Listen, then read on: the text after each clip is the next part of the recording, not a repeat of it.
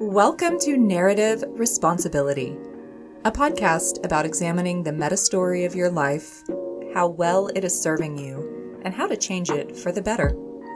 I'm Elena Wolf, relationship coach and life alignment mentor, and this is this week's New Perspective. Hi there! I'm so glad you're here today. Welcome to episode 26. Life in an Attention Economy. Today's episode is going to be one of my periodic high-level social philosophy concept episodes. And while I'm sure that I'm not the only person who has come up with this concept or possibly even the specific phrase of an attention economy, I deliberately did not Google it or anything else. These are my ideas and my observations, the things that I have extrapolated about what I see, what I experience, and then just the internal synthesis of that plus my knowledge base, learnings from other people that I've absorbed and integrated, plus learnings from my own experiences. And basically, I made this choice because I wanted to present my ideas. This is, after all, my podcast, not a summary of someone else's ideas. So, just that said, I hope that you will stick around to the end because this might be kind of a winding path to get to the ultimate point that I want to make. Again, it's a high-level concept, and I think it was one that has a lot of implications for a lot of parts of our life and a lot of our storytelling. I at least think it's important and worth saying, so I hope you do too. I hope you find some value in it, and I hope that I can effectively guide you through a fairly big and complicated topic. So let's go. All right. An attention economy, as I define it, is a culture where attention is currency. Right now, the internet in general, and then more particularly social media and the entertainment industries, are prime examples of attention economies. Like, yes, humans have had people who functioned as entertainers throughout history, but the access was either the professionals who did that and only that were few and far between, or those events were more community co-created. It wasn't so commodified. But now, pretty much everybody, at least everyone in my generation and younger, and certainly also a good many of people who are older than me too, we put things out there on the internet, on social media, and we pay attention to things that other people have put out there on the internet, on social media. We put things out and we pay attention to things. And there may be no relationship between those two actions, as in no real correlation between either the action of our output or our consumption and the communities that we're directly involved with. Why? What are we doing? What are any of us seeking when we post on social media? I mean, to some extent, there might be a practical disbursement of information that we are trying to offer. I can update 100 people individually about the fact that I got engaged, got divorced, had a kid, changed jobs, moved houses, etc. Or I can do one post and hope that everybody either sees it or hears about it through the gossip chain. Great. It's much more efficient. But there's also often a component of wanting attention or connection, or to feel like we shared and were heard, or that we shared and were witnessed. Anytime we post something, we're asking other people to spend their attention on us, either on our information or the information that we curated and thought was worth propagating. That meme we shared, or that news article that we posted, or something like that. The reason that posts over time tend to get more intense and more hyperbolic is that there's a continual competition to be seen and heard over everybody else who is outputting at the same time. I've talked about signal to noise ratio. Like in an attention economy, there is a lot of noise. So what do you do to boost your signal?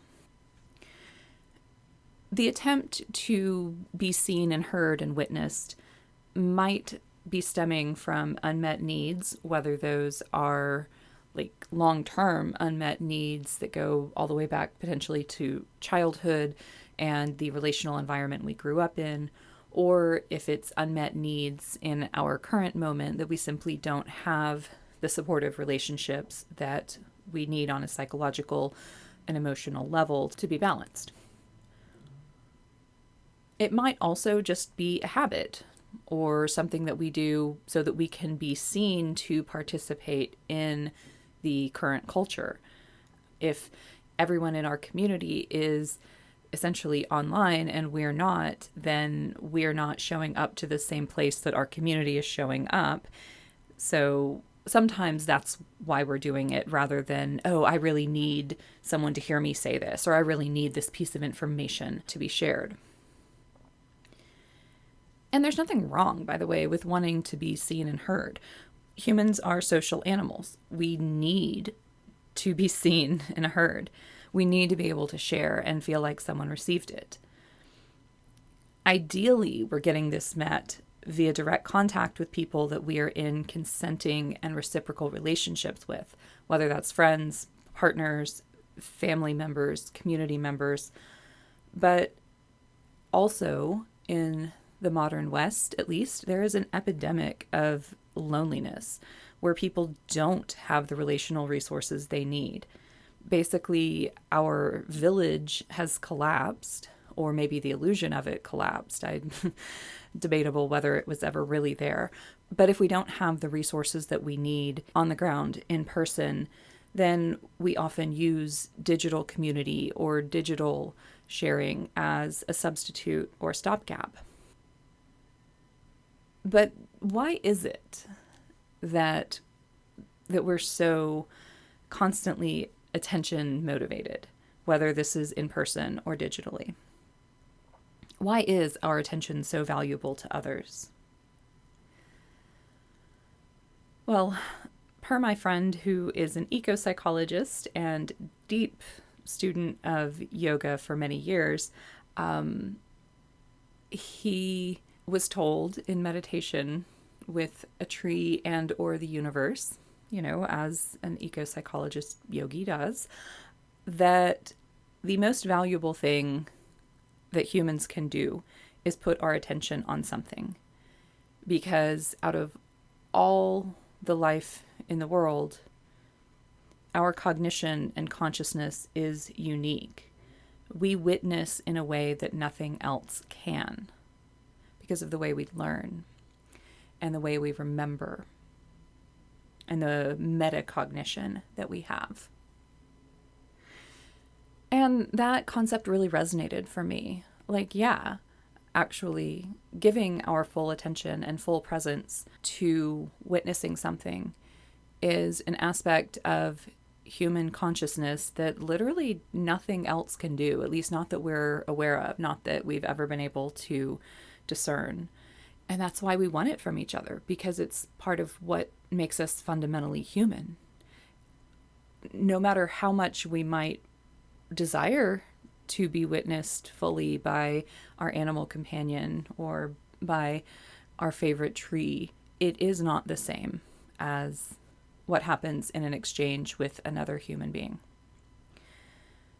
So I think that's a big part of why our economy shifts ever more toward being attention-based as we get further and further from kind of gross survival need tasks taking all of our time. I mean, a huge percentage of our economy right now is attention-based.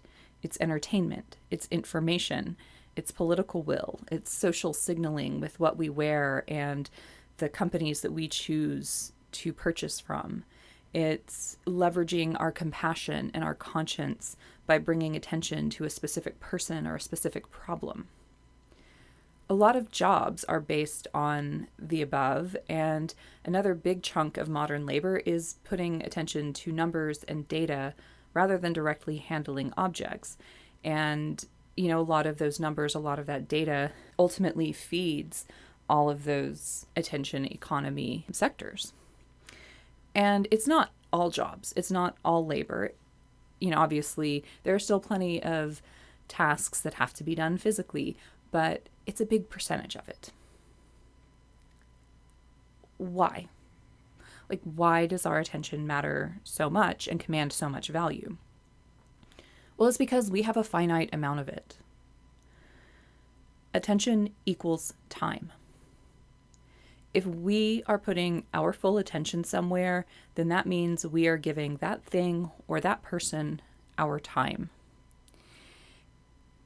If we put money somewhere, then that means that whatever we traded our time to receive that money, we've essentially given that much of our time to whatever we're spending that money on. Biologically speaking, time is a one-way stream. We might experience it somewhat differently psychologically, but on a physical level, time moves one way. It's an hourglass. So the minutes or the hours that you spend putting attention somewhere are a measurable percentage of the total grains of sand that you have in your allotment. Obviously, nobody can ever calculate the exact percentage until their life has ended. We never know exactly how many grains we get. We can't know. But it could be calculated after the fact. And therefore, time is the one coin that you can spend that you will never get back. Let me say that again.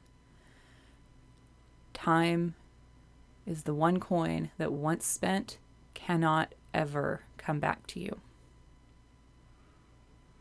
The only return that you can get for the time you spend paying attention to someone or to something that someone created is knowledge, memory, skill, connection, or integrity. Integrity here being proof to yourself or proof to other people that you live out your values. Those are the things that you can get in exchange for spending the coin of your time. Modern America is a culture where attention is currency. Attention on a creator leads companies to put money toward that creator in order to put the company's product, whether it's physical or ideological, in front of that creator's audience.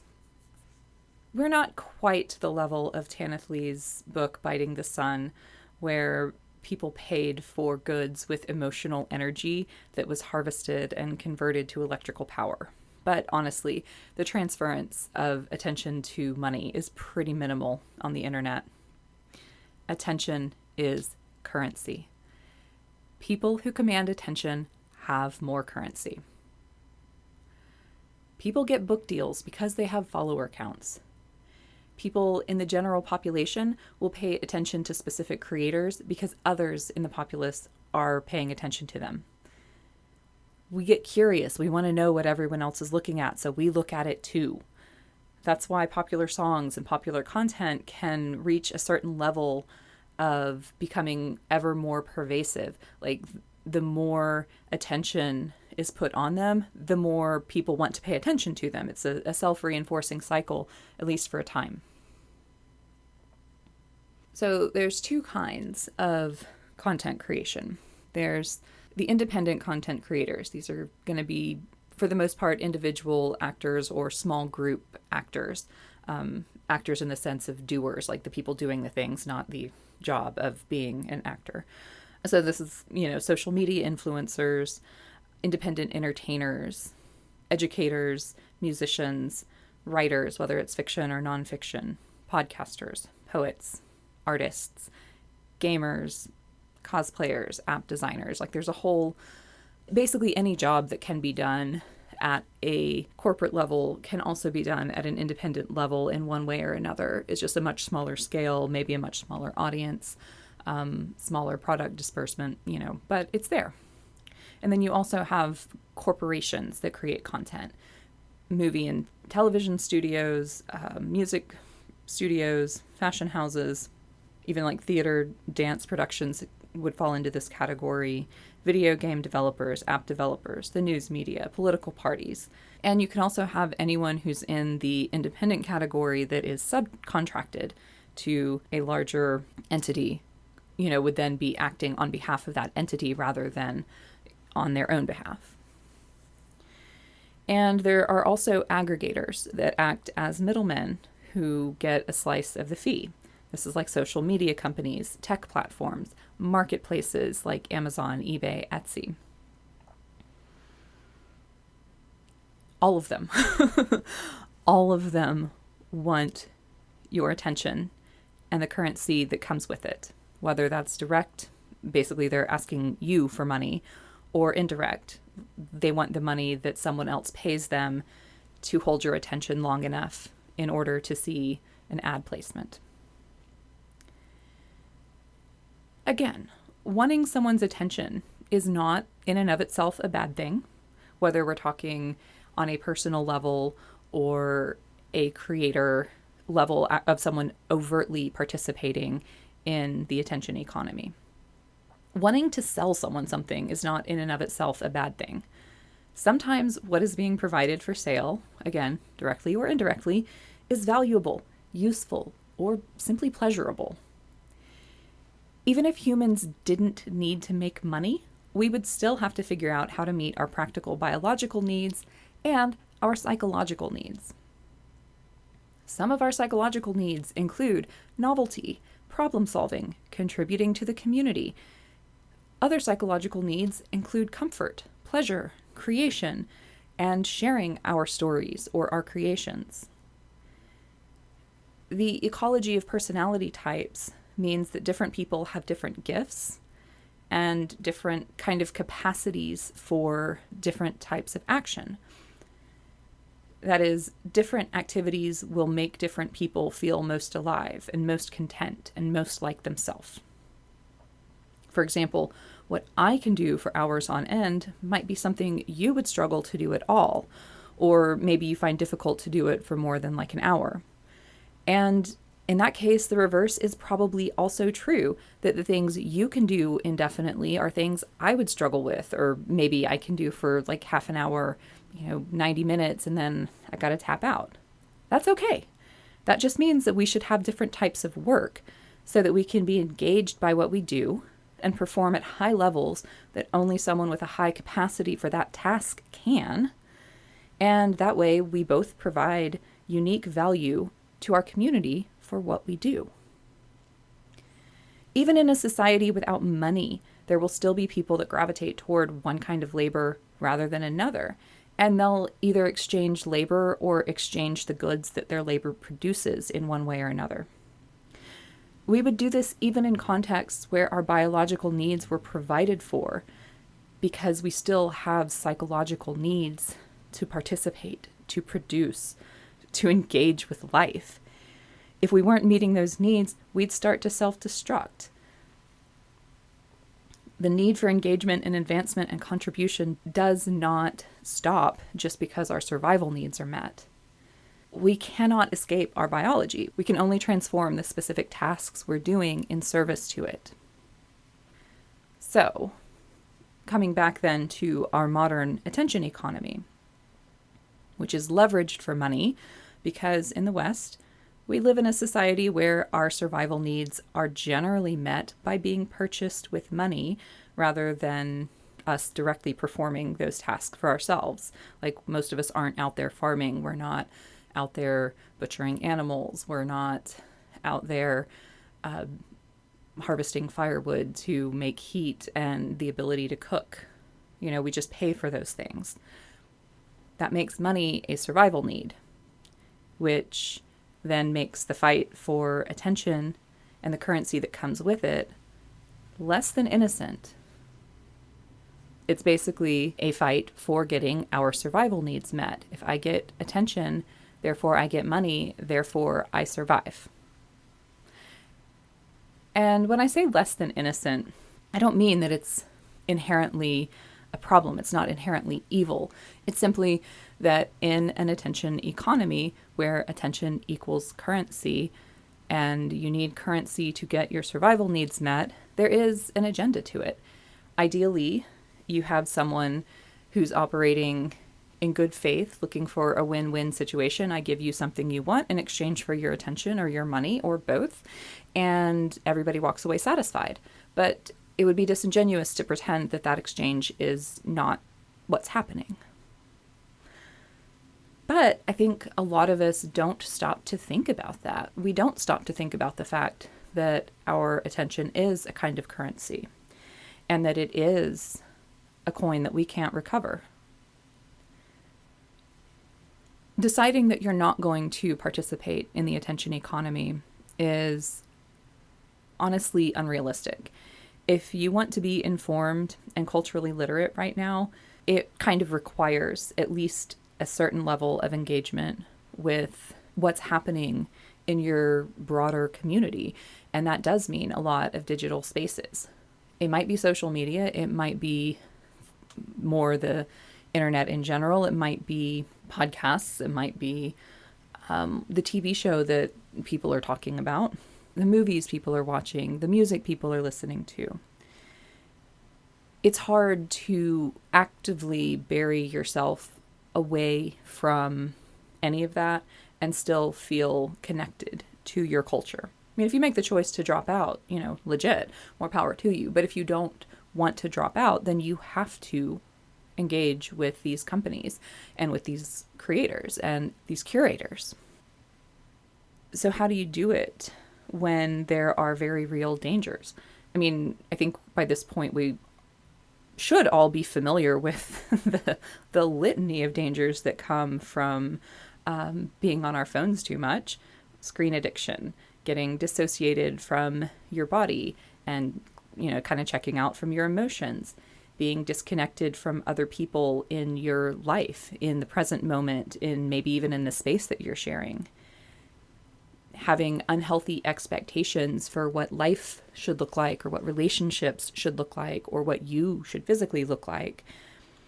Getting your brain's reward system kind of hijacked or reprogrammed to keep scrolling and to keep seeking this input and the heightened emotions that often come with very, extreme or shocking posts. There's also the risk of having echo chamber reinforcement where, you kind of train the algorithm to only bring you people that you would already agree with and to only hear voices that are saying what you believe.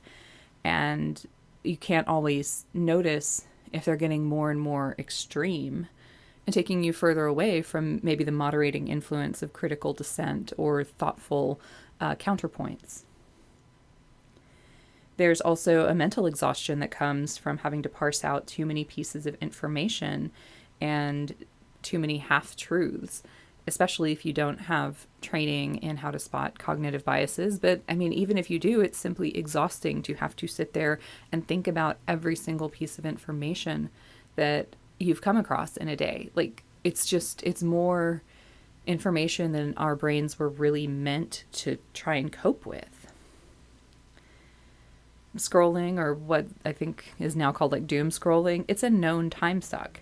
It's a numbing escapist behavior.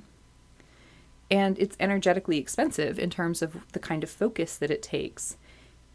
Even if we think that we're not engaging with it deeply, it's still not a restorative way to relax, to actually get out of our mind and start renewing some of our exhaustion. That said, it can also be fun. It can be informative. It can be inspiring if you're, following other makers or content creators whose work makes you feel fired up to do your own thing, or like, oh gosh, I didn't realize that could be done. I want to try that now. And it can also be a really great way to connect with friends, whether it's sharing information or like sharing memes and hashtag relatable content. I'm not against social media. I'm not against the information economy, the attention economy. I mean, obviously, like I'm here. I'm not opposed to any of it, and I'm not perfect with any of this. I know myself the dangers of too much screen time, and I also know how fun it can be. Another aspect of this that goes back to what I was saying about having to think through all of the ideas that we come into contact with is this. Ideas are essentially viruses. All ideas can be thought of as viruses that can enter our information body. But not all ideas, not all of these viruses are created equal. They don't have the same power to impact us, and they are not all the same level of innocuous or dangerous. And I think this is a really underrated danger of trawling the seas of ideas and memes that are out there. Some ideas we encounter will change us forever, not necessarily for the better. Some will change us for the better, but how do you know in advance what you're going to see? How do you know in advance what ideas you're going to be presented with if you're just kind of scrolling openly, and what impact they're going to have on you? Spoiler alert, you don't. And this is even true with reading books or watching movies. Not everything comes with a content warning about the effect that it's going to have on you. I mean, it couldn't, because you're going to have a different reaction to something than I am. But there are ideas that have entered my information body from movies, from books, from history that horrify me and disgust me, and that I will never be able to forget. And the specific ideas I'm thinking of when I say this are they're not important ideas. They might be glimpses at the depth and breadth of human depravity and the human imagination, but they aren't glimpses that I am better for having seen. I'll be less vague. I don't mean things like the atrocities of war or colonialism. I mean things like very delineated explanations of medieval torture methods. I mean things like reading the Marquis de Sade or American Psycho, the book, much more than the movie on that one, or just modern edgelord tripe like anything by Chuck Palahniuk. Sorry, not sorry if you're a fan. I am not. I am not in any way better for having those ideas put inside of me. And if I could eternal sunshine them out of my mind, I would do it in a heartbeat. There's other ideas that horrify me in a way that I can live with, because it's important to see. It's important to be able to understand what is possible or what has been done or the harms that have been caused. But some things just don't need to be in your mind. There's also ideas that might on the surface seem less violent or destructive, but that can nevertheless alter our perception of ourselves for the worse. As an example, I still struggle with my body image as a direct result of how the media talked about women's bodies 20 plus years ago when I was a teenager. How am I or any other millennial woman better for having internalized a body image standard that called Kate Winslet overweight or fat, and basically suggested that the ideal body is someone who looks like they're 15 and anorexic? Like, that did nobody any good. I don't want that idea in my mind. Can we take that one out too, please? But at the same time, there are ideas that can change our lives for the better. So we don't want to close ourselves off to new information, because if we closed off, we'd lose access to the ideas that actually could help us change and could inspire us and could make us dream of something different, something more that could give us the skills to become more. So the real question is, when we're immersing ourselves in this information economy, in this attention economy, are we exercising proper discernment? Are we even being given the chance to exercise discernment? Are we given content warnings before being presented with ideas that might shatter our sense of reality or lodge themselves into our imagination in ways that can't be undone? Ideas that shock in one way or another are ideas that gain currency because being shocking literally gets attention, and getting attention is getting currency. But something being shocking is a measure that is independent of and also irrelevant to its actual value.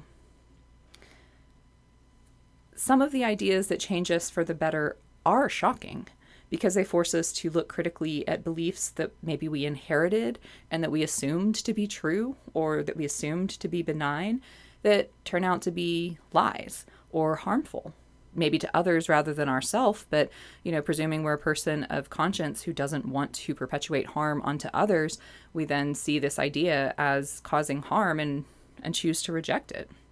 But sometimes that comes with, confronting a new worldview that is less comfortable. It was shocking, but it changed us for the better. Or sometimes these shocking but good ideas force us to examine aspects of ourselves that we had tried to avoid. Maybe we were afraid of them, or we were told that those parts were wrong, or bad, or unwanted. Progress and growth can legitimately be painful sometimes.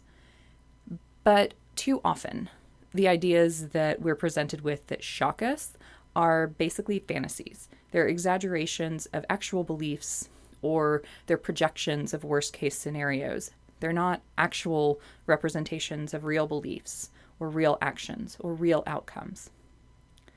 But they garner emotional responses as if they were.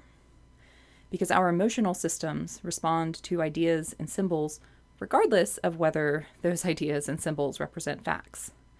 That's why propaganda exists and why it has such an insidious hold on us.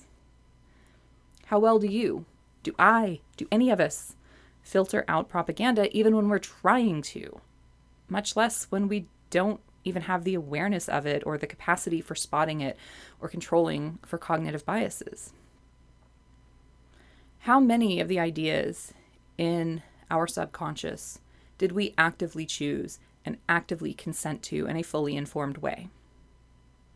How many of the ideas in our subconscious are even true in the sense of being accurate reflections of reality?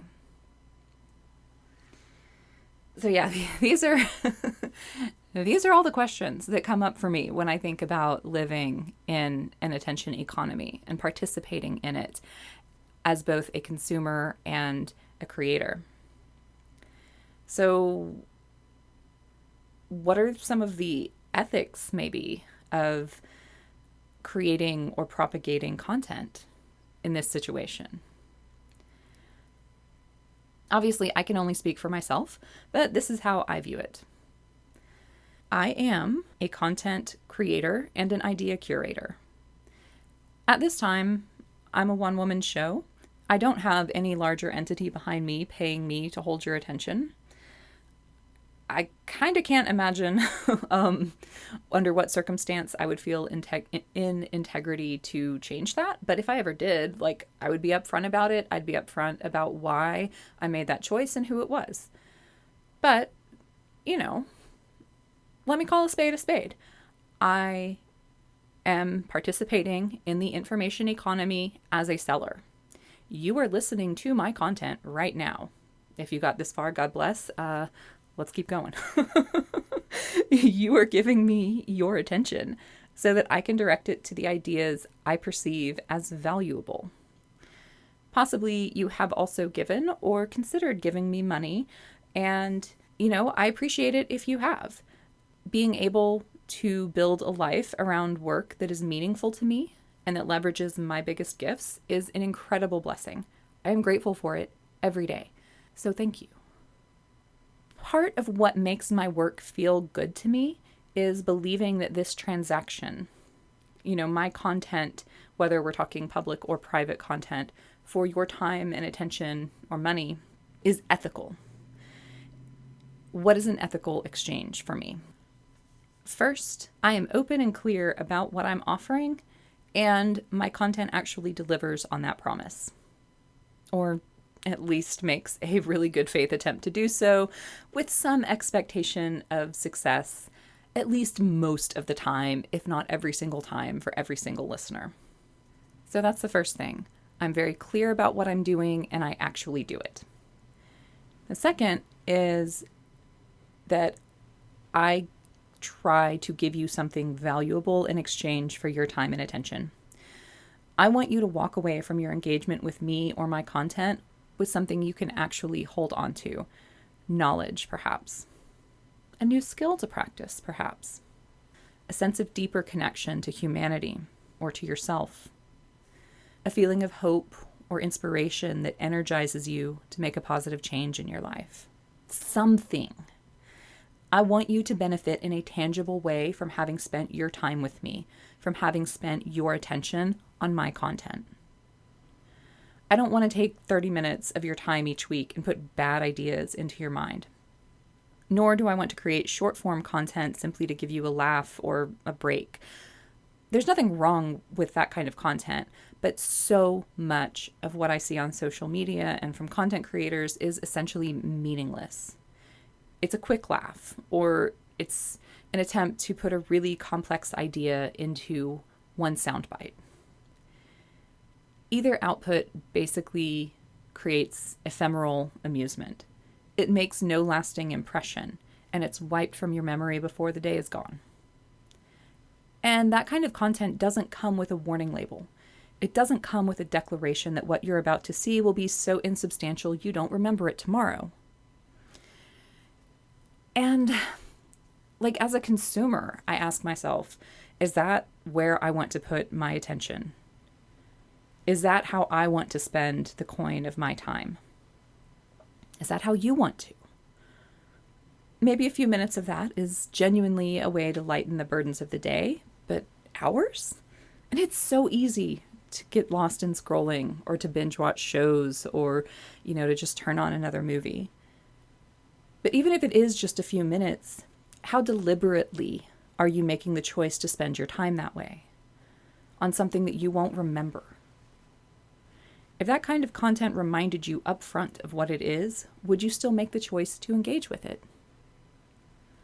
I mean, honestly, if you would, no shade. Enjoy. Sounds like you need the break. I need that break sometimes, and if I read that content warning, I'd say, yeah, that's exactly what I'm looking for. Let's go. But other days, I would take that reminder and say, ooh, yeah, that's not what I need to be doing right now. That's not what I want to be doing right now. So, I don't know. Your mileage may vary, but maybe kind of start keeping your own Surgeon General's warning label in mind as you put your attention somewhere. I'm proud of the fact that my podcast comes with a warning label. We're here to examine the meta story of your life. We're going to audit whether it's serving you. We're going to brainstorm how to change it. Here's your new perspective this week. I say that before I even say hello. There is no accidentally continuing to listen to this podcast and then wondering where this idea came from. And that's the kind of thing I mean when I talk about informed consent. Informed consent remains one of my deepest values and a principle that I strive to live by. Was I deliberate in what I chose? Did I have an awareness of the consequences? And did I stop to consider them before acting? It's also a principle I try to use when I'm interacting with others. Did I do my best to give others the chance to consider the consequences before they connected with me? Or did I do my best to connect with them in a way that would not violate what they had implicitly consented to? I can't be any different as a content creator either. I don't want to be a purveyor of vices when I know so well how bad they are and the mechanisms by which they operate on us psychologically. That feels morally repulsive to me. I know too much to consider myself blameless if I were to create that kind of thing. I don't want to offer content that takes but does not give back, or at least doesn't give something of lasting value back. I mean, a cheap or ephemeral laugh is still a laugh, but is it a laugh that you will remember, that you'll be able to revisit later? Was it a laugh that was worth that half minute of your time in that moment of your full attention? A shocking idea might affect you for the rest of your life, but will it be in a way that makes you better for having brought that idea into yourself? Will you be glad that you still remember this idea that I gave you when you're 90? I don't want you to regret the time you spent with me because it was ultimately empty. I don't want you to regret the trust that you placed in me to curate ideas and share only the ones that brought real benefit and not harm. I can acknowledge that maybe not all my ideas are amazing, and that some of my editorial decisions might be based on criteria that only I value. Like, I am human. I have quirks and biases and imperfections, but I am doing my best to offer ideas that I sincerely believe are worth your time to hear. I'm not asking anyone to look at me, but rather to look at the ideas that I think we would all be better off by adopting. I'm trying my best to give you something of equal or greater value to the time and the energy that you spend on me. So, okay, let me land this in a way that doesn't sound so self-aggrandizing. The point of taking you through my personal moral calibration of content creation wasn't to say, look at how virtuous and superior I am. Rather, I wanted to share the lens through which I evaluate the attention economy, because I think it's a good lens. That's why I use it, because it's the best lens that I have yet found. For me, the questions of deliberateness in our choices, informed consent, and exchanging something of value for something of equal or greater value are the guiding principles for living well in any economy, but perhaps especially in an attention economy, which, again, asks us to spend our time, that one thing that we can't ever get back. Everyone wants the coin of your attention on their product. So how are you going to spend it? How are you going to dispense the one thing you can't ever get more of? That's it for this week. I hope you understand better why I say at the end of every episode, thank you so much for spending your time with me.